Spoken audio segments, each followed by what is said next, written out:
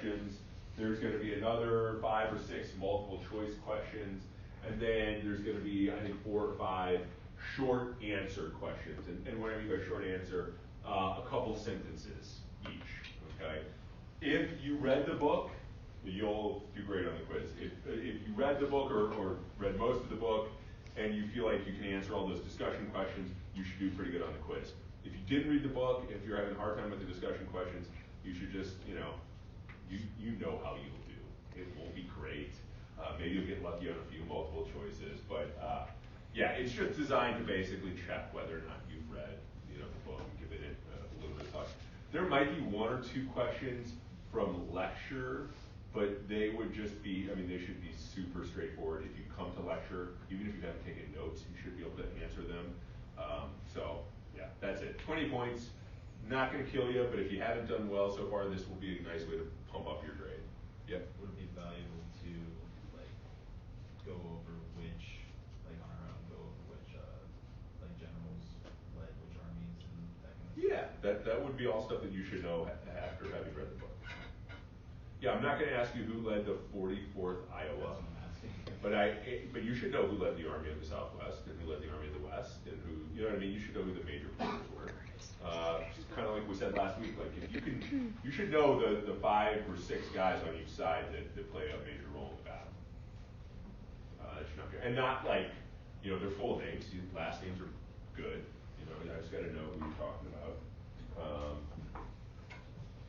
Okay, and then once we're done with the quiz, which will take 15 minutes, I will talk a little bit, we'll lecture a little bit about Antietam, okay? And then I posted an article on Canvas.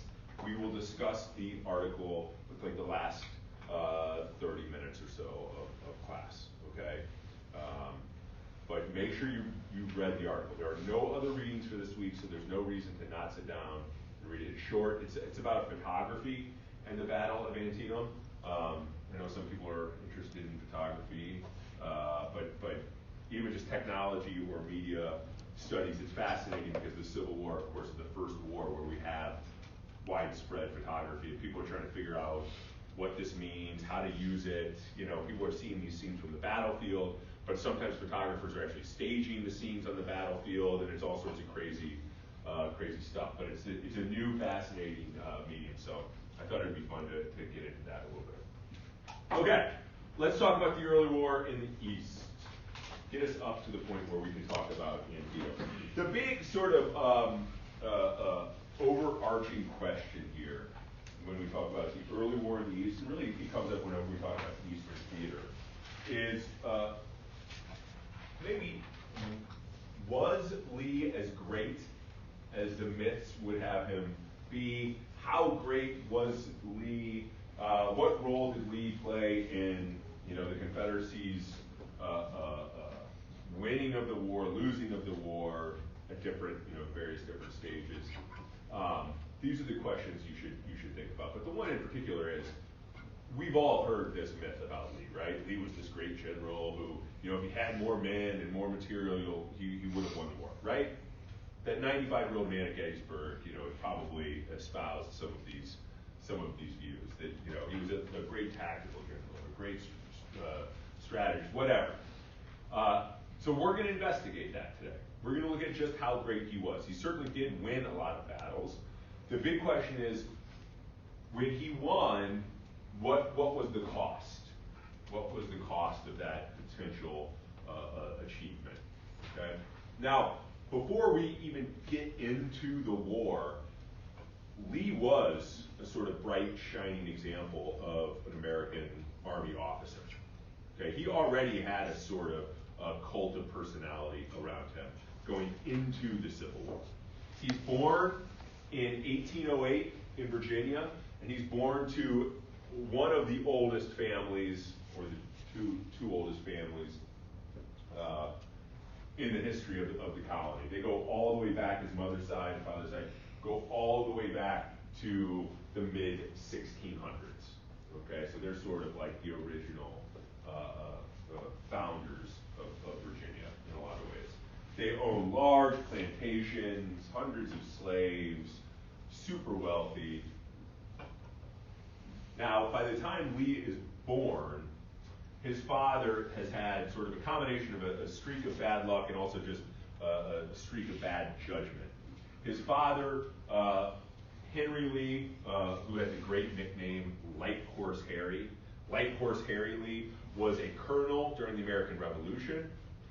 He led a group known as, what were they?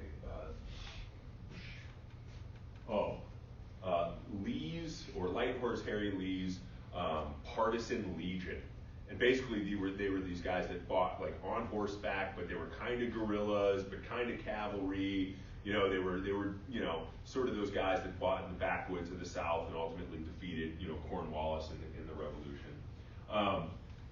He was a hero. He was one of George Washington's sort of like close subordinates. His father is famous for being the guy that gave George Washington's eulogy at his funeral. He's the one that said, what is it? First in war, first in peace, first in the hearts of his countrymen. You guys ever heard that said about Washington? That was his dad that said that. His dad then became the governor from Virginia, he became a congressman from Virginia. But then his dad made a bunch of bad investments, took out loans, and piece by piece, his father sold off huge chunks of the Lee family estates, to the point where they basically went from being one of the wealthiest families in Virginia to being this family that was, they were still sort of aristocratic in name, but they were poor, right? They had lost all of their land, most of their slaves. So Lee's born in 1808. In maybe 1810, 1811, Lee's father is beat up in a political riot. He goes to save one of his friends, and like these rioters come in and just beat the heck out of his father as well. He goes down to the Caribbean to get better, and he never returns. He dies in 1815. Lee's only 7 years old, probably didn't really know his father all that well. Lee then spends the rest of his life trying to redeem the Lee family name. What his father had sort of soiled, he is now going to try to redeem. They're basically supported, him and his mom are basically supported by relatives mostly on her side, some on his father's side. They put them up at houses that they own and some of the various estates that they own. But they are poor. They're basically taken care of by their kin. He will eventually receive an appointment to attend the United States Military Academy, West Point, in the 1820s. He'll graduate around 1830. And he will then embark on a promising career as an officer in the United States Army. Professionally, he's on the path to redemption. Personally, he has some boxes to check. The first one, he needs to find a wife, one who is of from a prominent family like his once was. The woman he ends up falling in love with, Mary Custis, is the adopted granddaughter of George Washington. So let me explain that. Right? That sounds weird. So George Washington, founding father, president, general, all that stuff, he did not have any children of his own. He married this woman, Martha Custis, who had 2 children from a previous marriage. So he will adopt those 2 children, a boy and a girl. The boy will then have, he'll have a number of children, but one of his daughters is the girl that Lee is going to fall in love with. So you see that? She's Washington's granddaughter, but adopted, not biological.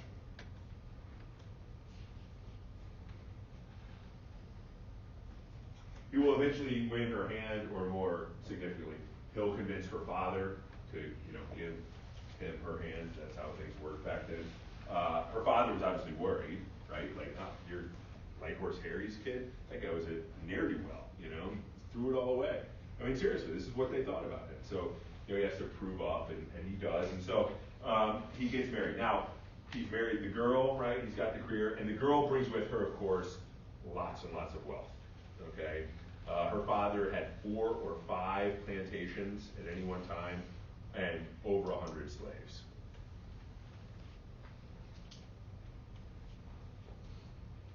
Now, Lee doesn't own this, but through his wife, he sort of attached this. Over the next 20, 30 years, Lee's going to fight in one major war, a couple minor wars. Now, when Lee graduated from West Point, he graduated as an engineer. That was the primary degree that was offered there, and still, I believe, to this day. Engineering was believed to offer the best education for people who were seeking to be professional soldiers. There was this huge emphasis coming out of the Napoleonic Wars on building fortifications, right? Attacking fortifications, taking them, destroying them. And so they thought that like an engineering education would prepare you best for going out and making war in this new modern technological age. Anyway, when they weren't fighting wars, they did what engineers do. So at one point he's sent to Michigan to help draw the boundary lines between Michigan and Ohio, right? At another point he's sent to St. Louis, where he builds levees to help gently sort of redirect the flow of the river to keep St. Louis from being washed away. So he's doing all, he's helping to build fortifications around Charleston. He's doing all of these engineering type things. When the Mexican-American War happens, 1846 to 1848, he serves as an adjutant under Winfield Scott. Winfield Scott being sort of the hero of the first 50 years of the United States Army, first 60 years of the United States Army, from the beginning of West Point in 1803 up until the Civil War. He will fight in several pitched battles that the United States will win, and he will help to take Mexico City and win the war for the United States. In the 1850s, he goes to Washington and he serves in sort of these, the politically oriented roles that the Army has there, what we think is the Pentagon today. Long story short, he's a rising star in the Army. And he's also got, this personal life, which has a lot of promise.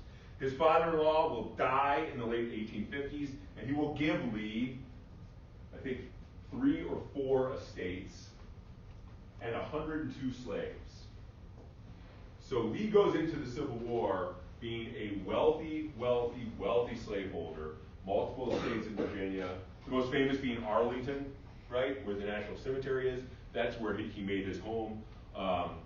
Is part of the reason why the Union Army started burying their dead there, to punish him for being a traitor. But they own these other estates. Like one I remember, it's called Ravenswood. They have these great plantation, names that he gives to his sons, who will also become generals in the Confederate Army. But when the war happens, when the war breaks out, Lincoln goes to Lee first. He knows that Winfield Scott can't lead the armies. He's in charge of the armies in 1860, 1861. But Winfield Scott is now 147 years old. He weighs 350 pounds. They can't get him on a horse. It would kill the horse. It would kill him. Okay? So he's looking for a replacement. Lincoln goes to Lee. So this is how much people think of Lee. This is before he resigns from the Army. Basically says, Winfield Scott speaks highly of you, all these other, your comrades speak highly of you. Will you take charge of the United States Army? And Lee gives it a little bit of thought and ultimately decides, I can't do that, because you guys are probably going to invade Virginia, where I live. You're probably going to, frankly, you're probably going to destroy the institution of slavery. I mean, these are his thoughts. You're going to attack my family. I know my family isn't going to, come along with me. My sons will fight for the South. So ultimately he says no, and then he resigns his post in the United States Army. He resigns his commission. He will then join the Virginia State Militia, and from there the Confederate Army. The first place he's sent when he's an officer in the Confederate Army is to the mountains of Western Virginia. Right? This is before we have a West Virginia. Still Western Virginia. He'll fight a couple battles there and lose, but they're small battles. He's then sent south to help repair some forts, but pretty quickly soon thereafter, he's brought back to Richmond, where he will serve as an advisor to Jefferson Davis. And that's what he's going to do for a few months here at the beginning of the war. Now, what Davis and Lee are trying to do, they're trying to figure out what their sort of war-making philosophy, what their strategy is going to be moving forward. How are they going to defend the South from the Union? How are they going to win this war? What are their options? They basically have three options here, okay? They can wage a conventional war, what we would call a conventional war. What we mean by that is basically we mean men organized into armies, organized into ranks, okay, into a hierarchy, given uniforms, given the same gun, taught to march and train and fight in lines, that sort of linear warfare that is, so famous in this time period. They'd be, supplied by a, central supply line, and the whole infrastructure of the government would be set up to support these armies. They could fight a guerrilla war, a people's war, in which the local populations would be expected to rise up and defend themselves. So, it would be like if someone, the Canadians, no doubt, invaded Erie over the frozen lake, and you, young men, took it upon yourselves to go into the hills and defend Barron, by fighting as guerrillas, using hit-run tactics, ambushing. It'd be Red Dawn, okay, if you've ever seen that movie. The original, not the remake. Fight against those commies, right? You understand what a guerrilla war is? What a guerrilla conflict is? And I should say, at this point in American history, guerrilla warfare is pretty popular. This is kind of how we won the Revolution in the South. You had the Continental Army down there, but you had all these guys like Light Horse Harry Lee, Lee's dad, as well as Francis Marion, the Swamp Fox. By the way, all these guys have amazing nicknames. Light Horse Harry, Francis Marion is the Swamp Fox. Have you ever seen the movie The Patriot? That's supposed to be the Swamp Fox, right? But then Thomas Sumter, right? Fort Sumter's named after him. The Gamecock, that's his nickname. Isn't that awesome? That's where the University of South Carolina gets its mascot, the Gamecock. And my favorite, another guerrilla leader from South Carolina, Andrew Pickens, known as the Wizard Owl. Yeah. How about that for a fucking name, huh? Now, I've seen a picture of it, and I'm like, it kind of does look like a wizard owl. But it seems something that would be more like Harry Potter in its origin than like 1770s South Carolina place. But yeah, great nicknames. But they were all guerrilla leaders. They all rose up and they would ambush the British and do all this stuff. So there's this legacy of guerrilla warfare. Okay?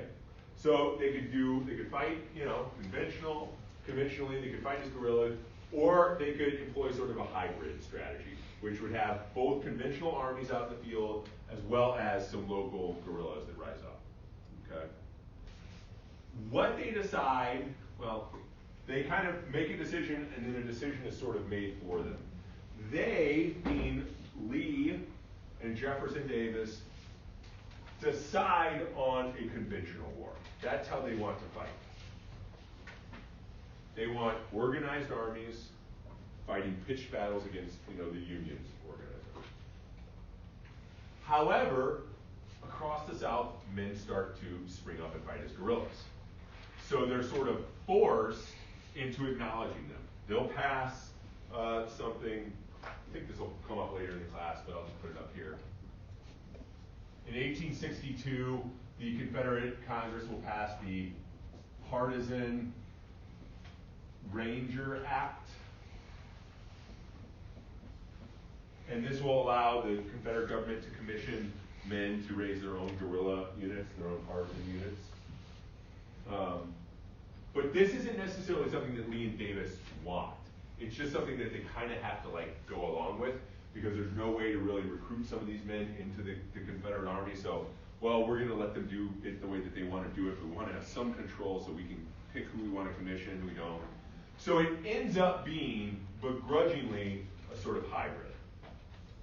They want it to be conventional, but guerrillas, guerrillas go guerrilla.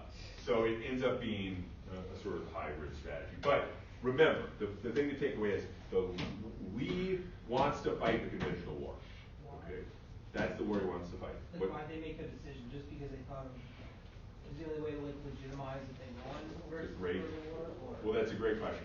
So, conventional war would maintain the order and maintain the hierarchy that they are fighting to protect. So, if you're waging a conventional war, who has the power, who has the authority? It's the guys with like 100 plus slaves. It's guys like Lee, it's guys like Davis, it's the guys that are in charge. As soon as you let guerrillas take over, and that becomes the form of fighting, it becomes democratic. And now the common men, people that don't own slaves necessarily, people that maybe aren't as invested in the institution of slavery, now have the power. Which is just part of its logistics, like we want to have a way to order these people and command them to these places, and you can't do that if it's just people are just staying at home and fighting. But there is part of it that has to do with the type of society they're trying to build, that they're trying to protect, right? Which, means certain people have to be in this place, certain people have to be in this place, certain people have to have control over everybody. And the conventional war best reflects that.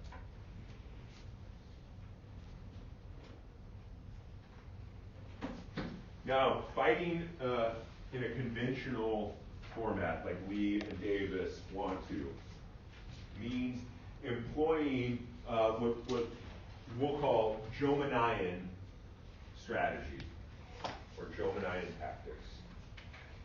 Now, Jominian refers to this guy, Antoine Jomini. Antoine Jomini. He was an officer during the Napoleonic Wars, and he wrote down sort of what he saw and came up with like his sort of principles and ideas when it came to warfare. And then what he wrote, the book that he wrote, was then one of the primary texts that these guys learned when they were at West Point. So he's very much the foundation of military science at this point. There's another guy too named von Clausewitz who also fought in the Napoleonic Wars, and he had a similar. I mean, it's a different book, but he had a similar influence. But we tend to see Jomini as having sort of the preeminent status when it came to the intellectual outline for the way that these guys are going to fight. Anyway, you could break Jominian principles down to 5. A couple of them are strategic, a couple of them are tactical, and then you have sort of the big overarching goal. In terms of strategic principles, there's a couple here. The first one, you want to put your armies at the strategic points in the theater of war. You want to strike at decisive points. So we're talking strategic. You look at the map of the U.S. Where, as Confederates, do we want armies? Well, we certainly need 1 or 2 armies around Richmond, right? Maybe we should have an army in Tennessee, right, to cover that. Maybe we should have an army in Arkansas, Missouri, right? So that's what you're talking about. Decisive areas, okay? Then you want those armies to attack fragments of your enemy's armies. So you want the Army of Northern Virginia to go and gobble up a part of the Army of the Potomac. You want the Army of the West to pick off part of the Army of the Southwest and engage that in battle. Right? So like, at the beginning of the Battle of Pea Ridge, when Curtis is like, where's Sigel? Get Sigel back to he's trying to prevent this from happening, right? Van Dorn ideally would get his guys to just, surround Sigel. Then Sigel's out of the picture, you focus on the rest of the army, right? Take them off in chunks. So that's strategically thinking, right? Decisive points in the theaters, and then you try and get big armies against smaller forces, okay? Now, once you're engaged in battle, you want to get your troops to the decisive point on the field of battle, and you want to get them there in mass. Okay? To use an example, maybe we can use an example from, I'm trying to think of a good one from Pea Ridge. I don't know if there is a great one for Pea Ridge, but I always think of Gettysburg, Pickett's charge. Okay, what Pickett's charge is Lee is trying to get 12,500 to 15,000 men, okay, all hitting the same point on the Union line where there's going to be anywhere from maybe 100 to only 500 men. So you're trying to get 15,000 men hitting a spot where there's only 100 to 500 men. That's what we're talking about. Getting the mass to hit at the decisive point, which is often the weakest point, right? Or a weak. Then you want to make sure that you're bringing forces into battle in concert, meaning at the same time, okay? Or on time. Like if you're following a particular schedule, you want to attack here, then there. They have to do this, okay? If people are attacking at the wrong times or out of order, then it won't work.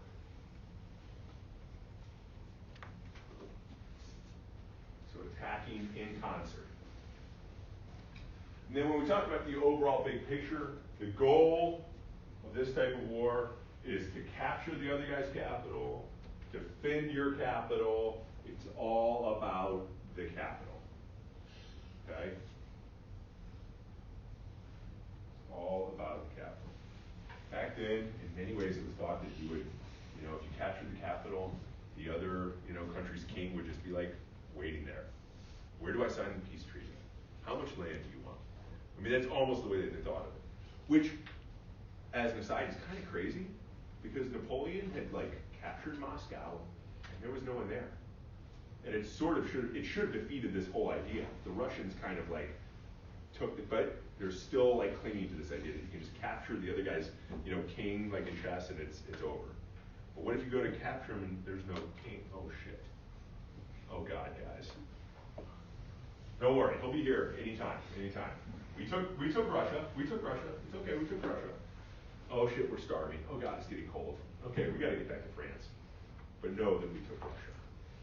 Right? And then the Russian army shows up and kicks the shit out of them.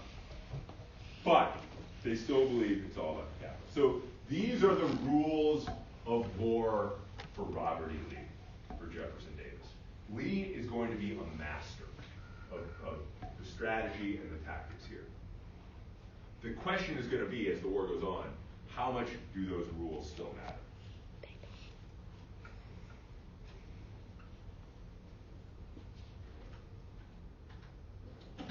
Now, Lee's first major opponent here is going to be the guy that he met in the mountains of Western Virginia early in the war, George B. McClellan. So George B. McClellan first faces Lee. They're twice up in the mountains. They both got these tiny little armies, but they're fighting over mountain passes. And McClellan actually wins both those battles. He's not going to do very well against Lee the rest of the way. He'll win eventually at Antietam, but almost by default. Otherwise, Lee's going to kick his butt. Now, McClellan is very different than Lee, and in a lot of ways, this plays right into Lee's hands. McClellan, if Lee is aggressive and is trying to assert his strategy, his tactics, McClellan is slow. McClellan is demonstrative. McClellan is passive, even. So while all those Union commanders in the West are fighting at Pea Ridge and taking this fort and taking that fort, going down the Mississippi River, McClellan is just kind of sitting in Washington, D.C. in a nice warm house, just building up the Army of the Potomac. Okay. Now, there's some pluses to what he does, but of course, dragging his feet is a big, big negative, right? I mean, that's certainly what Lincoln thinks. So, he takes over that army that runs away from Bull Run, right? We have the Battle of Bull Run. They go running back to Washington, D.C. Lincoln takes Irving McDowell, says, "You're done," puts him in charge, okay, August of 1861. He will spend the rest of 61 into the spring of 62 building the Army of the Potomac up. It was 30,000 men when he took over. it's going to be over 100,000 men by the spring of 1862. They're going to be well trained, well fed, well uniformed, well armed, a fighting machine. And not The doing problem is they won't go fight. Lincoln keeps sending letters to McClellan. It's time to go do something. Come on. You got 100-something thousand. Go, go, go, go, go. McClellan has this really ambitious plan.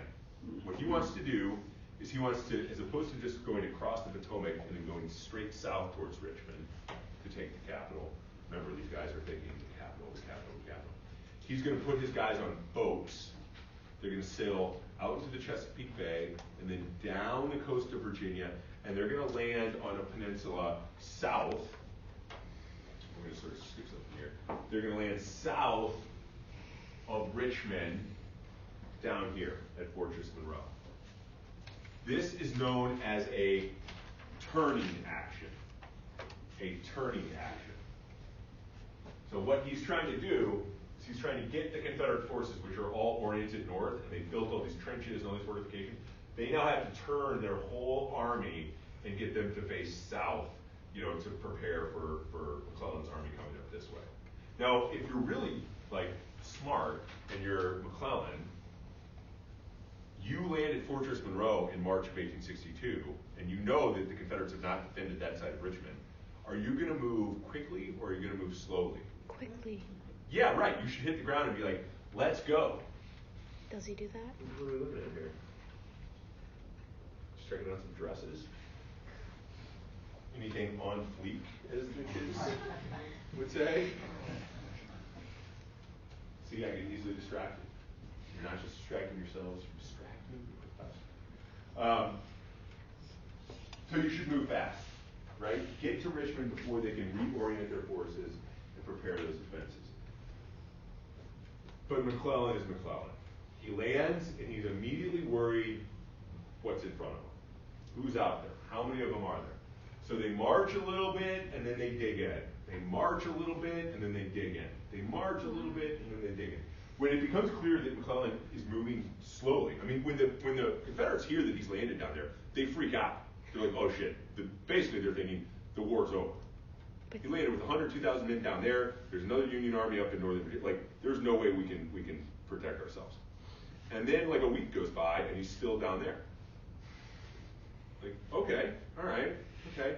So they start reorienting their forces. They actually send some groups, 20, 30,000 down the peninsula to sort of, put up a little bit of a defense to buy some time. And what these forces will do is they'll get into an engagement with McClellan. He'll dig in. So they'll dig in. Fine, we'll take the time. We'll make this harder on you. What they would do is they would sort of play act that there were a lot more of them than there really were. So McClellan's got 100,000 guys. And he's constantly thinking that the Confederates have 100, 150,000 guys. But really what they're doing, there's 20 or 30,000 guys, is they'll do stuff like they'll have the same cavalry regiment, just so if you have a hill, they'll just come riding over the hill and then around in a circle and riding over the hill, and it'll look like 10,000 cavalrymen just rode by over the last hour, but it's the same 1,000 guys or 100 guys going over, and they'll switch flags every once in a while and switch the order. And so they're looking with binoculars and just oh my God, there's so many men, They'll cut down trees and make them look like cannons, so they're looking in binoculars. Oh my God, they have so much artillery. That's way more. And for McClellan's personality, this is all sort of confirmation bias. So he'd get conflicting reports. He'd hear there's only 10,000 of them, but then someone would say, I don't know, I think it was more like 50,000. And because he's so, a sort of cautious, he'd think, well, if there's really 50,000 guys, we need to, or they don't have really any artillery. It looks like they're cutting down trees to make them look like artillery. Or someone says, it looks like they've got 100 pieces of artillery over there. Well, they might be doing that, but if there's 100 pieces of artillery. So his confirmation bias, he wants them to be bigger than they are, stronger than they are. He doesn't want to take any chances. As a result, it takes weeks and weeks and weeks and weeks to get up to Richmond. They ultimately get to basically the gates of Richmond. At this point, Joseph Johnston, who had been in command of the Confederate forces, is wounded, pulled out of action, and now Lee goes from being Jefferson Davis's advisor to being the commander of these forces outside of Richmond. They're not yet known as the Army of Northern Virginia, but after this campaign, they'll take on that name. Now, while this is going on, there are battles raging in the Shenandoah Valley on the other side of Virginia. Okay? So the spring of 1862, not only do you have McClellan invading, going down and sort of invading up the peninsula, but you have other Union armies who are closing in on the Shenandoah Valley. There's 3 Union armies. They total about 52,000 men. And what they need to do is they need to get into the Shenandoah Valley, and they need to prevent the farmers there from putting crops in the ground, or they need to just destroy the crops there, because the Shenandoah Valley, which would be between the Blue Ridge Mountains and the Allegheny Mountains, okay, sort of like in far, like Western Virginia on the border where like West Virginia becomes West Virginia today, that valley is the breadbasket of the Eastern Confederacy. So they aren't growing any cash crops. They're not growing cotton or tobacco. They're just growing foodstuffs. And it's this really, really lush valley. So they're generating tons and tons of food, which will end up feeding the Confederate Army in and around Richmond for the rest of the war. And the Union realizes this, so they go in there. The valley is being protected by our guy, Thomas Stonewall Jackson. Okay, remember he was at Bull Run, that's where he gets the nickname. Now he has 17,000 men, and he's tasked with defending the valley. This will become one of the most famous campaigns of the war. For the South, I mean, this is, up there in terms of moments. So as you can see, over about, 10 weeks or so, his 17,000 men are going to march 650 total miles. They're going to fight 6 battles. They're going to win 5 of them. And actually, the one that they lose, they don't lose very bad, and it's kind of a strategic victory because it causes Washington to pull men from McClellan and send them over here. It kind of works out to the Confederates' benefit. But he's able to, with his 17,000 men, defend the valley against this Union invasion, and effectively allow them to put their food in the earth, and it will, ensure that they're going to be able to raise enough food to feed the Confederate armies. Now, what's fascinating about this campaign? I told you he's outnumbered. He's got 17,000 men. The Union has 52,000. In all 6 engagements, all 6 battles, Jackson and the Confederates will have the numerical advantage. In all 6 battles, he will have the numerical advantage. So overall, his forces are outnumbered, but he's able to do that Joe Manion thing where he takes a mass of his men and he's able to engage fractions of the enemy, right? He finds the enemy where there's only 10,000 or 8,000, and that's where he attacks. Also, through the use of something it'll come back up again, something called interior lines, usually called interior lines of defense or interior lines of communication. He's able to make his 17,000 men seem like a lot more because he can move through this interior area much faster than the Union can outside of the valley. So it's geometry. Let's actually use the chalkboard. I haven't used this yet. So if this is the valley, and you're in the valley, so this is Jackson who's in the valley, it's much easier to move your guys from this part of the valley back to that part of the valley than it would be to move your guys from this part of the valley around the outside to this part of the valley. Does that make sense? So what Jackson can do in days, it takes the Union Army weeks to do in terms of their ability to move around. What Jackson can do in hours, it takes the Union days. So he's moving these guys around, moving them 10 miles, where the Union has to move guys 25 miles. And it's harder, for obviously the Union armies to communicate with each other about what's happening here. He's already on the move, attacking somebody somewhere else. Anyway, at the end of this campaign, he gets word of the Peninsular Campaign, and that that McClellan is on the steps of Richmond. And Lee basically says, all right, good work, you defended the valley, now I need your help. So he goes sprinting over to Richmond, and he will show up just in time for the 7 days battles. Lee has taken over the armies at this point, and what he decides, with Davis's support, is to take offensive action, and to take that offensive action right away. Now there's 104,000 men in the Union Army at this point. 104. There are 92,000 in the Confederate Army. So the Confederate Army is pretty big. I mean, it's not a distinct numerical advantage here. I mean, you could say that they're both, in the same ballpark. What Lee is going to do is he's going to order a series of attacks over 7 days. Let's see. That are going to drive the Union Army away from Richmond and back down the peninsula.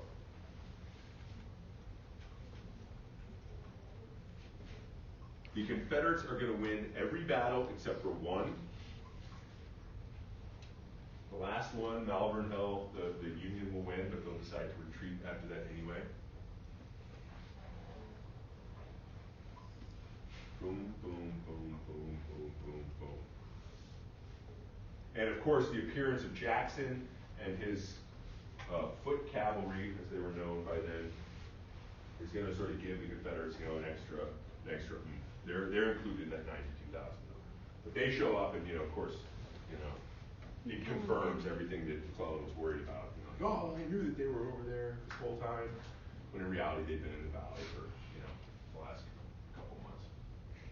So this is where the myth begins, where he sort of stakes his claim to history. If you were a Confederate, and it's, let's say June 1862, you would not be feeling very good.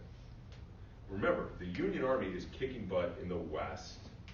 You've done okay in the East, but you know that Jackson has his hands full in the Valley, and that the Union Army is just outside the city gates at Richmond. So you might be feeling like, it was fun while it lasted, but this thing is about over. And then you start winning these battles, one after another, over the course of a week. It's 6 battles in 7 days. And you hear, Joseph Johnston isn't in charge anymore? Who is it? Robert E. Lee? And all of a sudden people are associating these victories, boom, boom, boom, boom, boom, with Robert E. Lee. Where was this guy? Why didn't we put this guy in command, a year ago? Where's he been? And the myth starts to build up around Lee, right? He's undefeatable. That's a term. After the Battle of the 7 Days, Lee and his guys will turn back towards central and northern Virginia.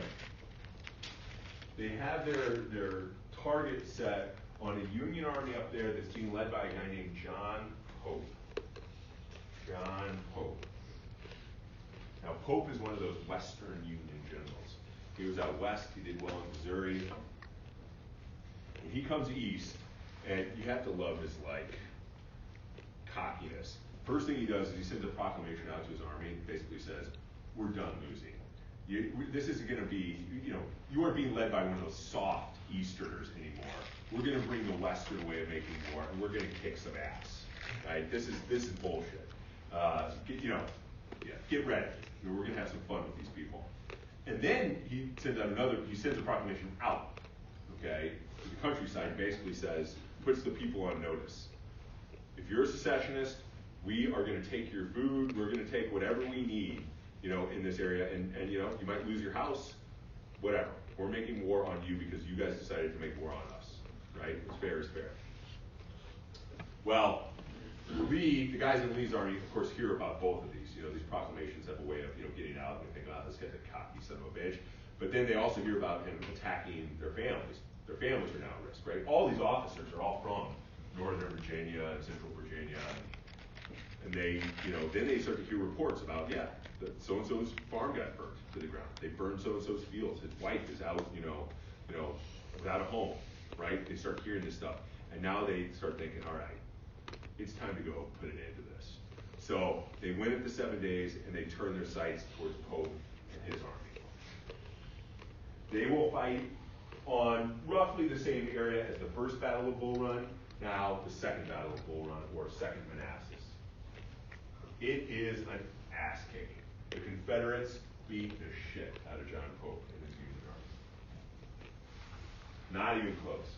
Pope is very quickly out of his depth. He's not used to fighting battles on this size, this scale, and Lee and his army are, they're starting to become a machine now. He's got Longstreet in charge of one corps, Stonewall Jackson in charge of another corps, right? These guys are both these really experienced, tough leaders. You've got Jed Stewart in charge of the cavalry, so they're churning, as it were. After they win here at Second Bull Run, they start thinking, maybe we should invade the north. Nobody can stop us down here. Maybe we should go up there. And there's nobody really between us there, right? McClellan is somewhere down at the end of the peninsula, right? His army in front of us, we just, whooped them. Maybe we should start thinking about Maryland or Pennsylvania. And that's, of course, where we'll pick up Thursday, but we have to conclude here. Lee wins a ton. Not just in the spring and summer of 1862, but beyond. We'll see other victories. But the question is, what cost? Can you win and lose at the same time? Of course, historians would say absolutely. Absolutely. That's a tactical victory and a strategic loss. So, the 7 days battles, right? Lee wins 6 out of the 7. Over the course of those 7 days, the Union Army will lose 16,000 men. 16,000 men. And when I say lose, 16,000 men, 8,000 men, whatever I say, I am saying they lost 16,000 men, killed, wounded, missing. Okay? If I want to make a distinction in there, in the future, I'll let you know. But if I'm just saying they lost, I'm referring to all 3 major categories. Yep. So pretty much they lost them from their army. They're no longer able to. Yeah, right, exactly. And wounded guys might come back, but we don't really have a good way of tabulating exactly how many came back from that number. You know what I'm saying? So, in the future, if it's important to denote how many guys were killed versus wounded, I'll do that. But 16,000 men lost. Okay. The Confederates, 20,000 men lost. 20,000 men lost. Who has a larger pool of manpower to recruit from?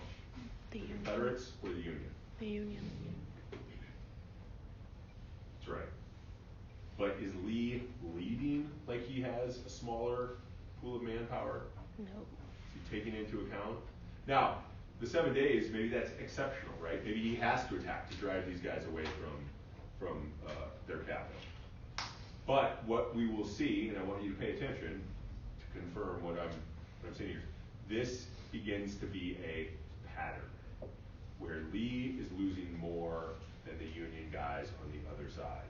Lee is attacking more often, which tends to ensure higher casualty rates than someone who's defending. Over and over and over again. And I'm telling you, if 4,000 men might not sound like a lot when you've got 90,000 men, but 4,000 men sounds like a lot more when you only have 60,000 men or you have 40,000 men, right? So, and Gettysburg, he's going to lose more than the Union. I mean, there's all these battles where it just starts to pile up, and you look at it and you go, whoa, what you lost in 62 and 63 and then 64 would have helped out a lot in 65. Yes, Bethany? In one of my other classes, we're talking about first strike advantage. Okay. And how it can work if you don't have the utilities for it, but if you don't have the utilities or the people for it, then it's going to come out worse for you than it is for the people who you're striking first. Like if they have more manpower and they have more resources than you, despite if you strike first, it might work out better for them. Right. Yeah. Like in other words, if they could, you're saying that in theory, the the Confederacy, because they have less guys, is thinking like, well, if we like attack them, we'll get them to back off, or Just to be the ones who strike first. yeah. It might be that, but it also just might be like getting there first and thinking that they're gonna have more of an advantage. Right. If they attack first. Right. But of course, if it's a bigger force, I think what you're saying is, if they can absorb that first strike, then you might be in a lot of trouble. Yeah. Right? Because then they get over. Yeah. I think I get what you're saying. If you ever find yourself in a situation where you know that you're going to be in a fist fight, okay, and there's no way out, don't say a word and throw the first punch. Don't talk any shit at all. Just walk up to somebody, throw the first punch. Your chances of winning that fight go from, if it's even, to like here. You've got a really good chance of winning if you land that first punch. All right? If you ever find yourself in a 7-game series, win game 1, right? The odds go up, right? This is how life works. And maybe that's what Lee's thinking. If we attack and we keep them off balance, then we have a better chance of winning. But of course, if the Union is just going to hang around and stay in the war, then you're going to start to lose more and more guys, and your ability to throw and land punches gets harder and harder and harder. And that's where the first strike advantage would be like a disadvantage for them. Okay, yeah, gotcha. What class is that, Bethany? Political science. Of course it is. Any questions? Make sure you read the article, make sure you're prepared for the quiz, okay? We will see you on Thursday. And good luck with your papers.